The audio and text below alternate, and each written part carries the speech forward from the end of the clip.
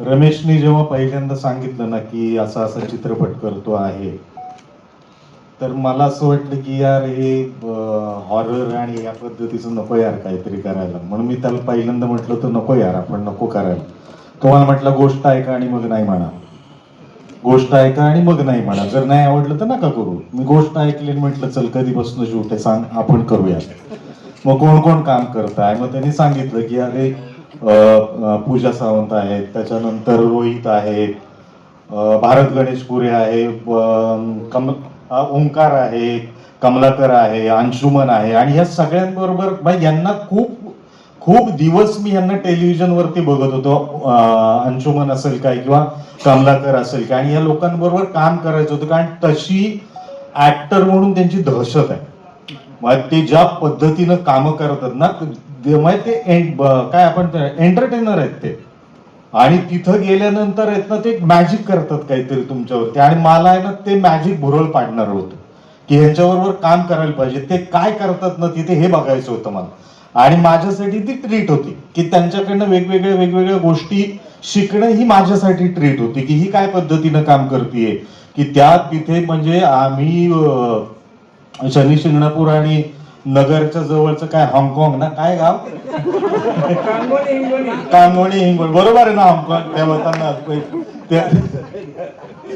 तर तिथे शूट करत होतो. पावसाने भयंकर राडा घातलेला होता, तिथे जाणं येणं मुश्किल झालेलं होतं.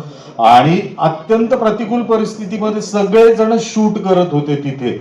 पण ही ज्या पद्धतीने काम करत होती ना की ज्या ठामपणाने उभं राहून की नाही हे करायचं आहे.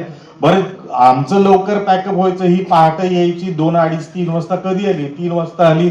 सकाळी 6ला गेलेली पण असायची शूटला, परत 7 वाजता परत निघालेली असायची. अत्यंत डेडिकेशन या मुलीने काम केलंय तिथे, आणि फारच चांगलं केलंय काम. आणि मला वाटतं की आपल्याला ते पडद्यावरती बघायलाही मिळेल. चित्तरंजन गिरींबरोबर पण काम पूर्वी एक आम्ही केली होती, भोजपुरी फिल्म केली होती आम्ही एकत्र. त्यावेळेला आम्ही कधीतरी एकदा एकत्र होतो. रोहितला मी ऍक्टर म्हणून खूप दिवसांपासून ओळखतो आणि त्याचं काम मला अत्यंत आवडतं काम.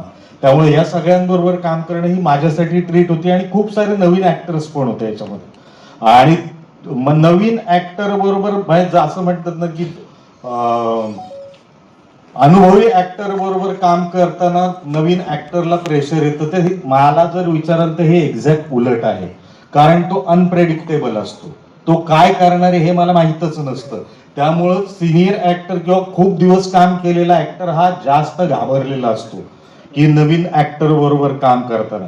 पण त्या नवीन लोकांनी पण खूप चांगल्या पद्धतीने आम्हाला सगळ्यांनाच सांभाळून घेतलं असं मी म्हणेन.